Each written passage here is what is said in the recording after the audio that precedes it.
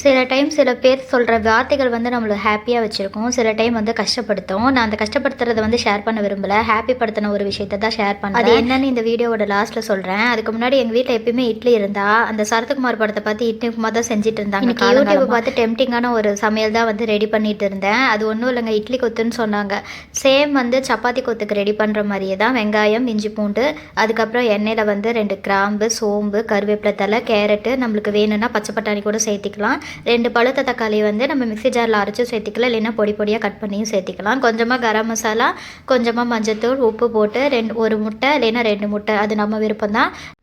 நான் இன்றைக்கி 1 முட்டை மட்டும் சேர்த்து கொத்து மாதிரி வந்து பிச்சு போட்டு எல்லாம் கலந்து எடுத்தால் சூப்பராக ரெடியாக இருந்துச்சு.